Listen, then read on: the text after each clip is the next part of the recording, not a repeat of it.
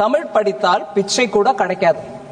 தமிழ் படித்தது பிச்சை எடுப்பதை தவிர வேற உயிர் வாழ ஒன்றுக்கும் பயன்படவில்லை என்பதோடு இதற்காக செலவு செய்த காலத்தை வேறு துறையில் செலவிட்டால் வாழ்வில் பயன் ஏற்பட்டிருக்கும் என்பதை 100 ஆண்டுகளுக்கு முன்பே தமிழ் கற்ற ஒரு அனுபவ புலவர் பாடியுள்ளார்.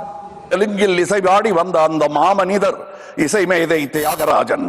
அவர் பிக்ஷா பாத்திரத்திலிருந்து எடுத்த சில்லறைகள் நவீன காலத்திற்கு உதவாது என்று தெரிந்தவர்கள் நீங்கள் வெள்ளைக்கார கல்வி கற்றது கண்டிப்பாய் கற்பூர புத்திதான். அது காற்றோடு போய் பல ஆண்டுகளாகிவிட்டன. அதன் பிறகு உங்கள் பிச்சை பாத்திரம் உருமாற்றப்பட்டது. பிச்சை குவளை பெரும் உண்டியலானது. அந்த உண்டியலை உடைத்து நிதி திரட்ட உதவுவோர் இன்று தமிழரை பார்த்து என்ன சொல்லுகிறீர்கள்? தமிழ் பிச்சை எடுக்க கூட உதவாதா? ஓரளவு உண்மைதான். ஒரு தெற்கத்தி அறிவுரை தங்காய். தமக்கென உங்கள் நிதியை திரட்ட ஆங்கிலத்தில் இந்தியில் பிச்சை எடுக்கலாமே. தமிழ் பிச்சை எடுக்க உதவாது, திருடவும் உதவாது. தமிழன் பிச்சை எடுக்க மாட்டான், அதுவும் உங்கள் பிச்சையை ஏற்கவே மாட்டான்.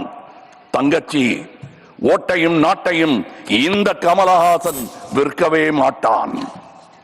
உங்கள் சாபங்களில் எங்களுக்கு நம்பிக்கை இல்லை. Please conclude. உங்களுக்கு இருக்கக்கூடும் என்ற நம்பிக்கையில் நீங்கள் உணர என் திட்டத்தை சாபமாய் போடுகிறேன். கருணையுடன் நீங்களே ஏற்பீர். உங்கள் இஷ்ட தெய்வங்களை வேண்டிக் கொள்ளுங்கள். பகுத்தறிந்த தமிழ்ச்சித்தன் கூற்று இது.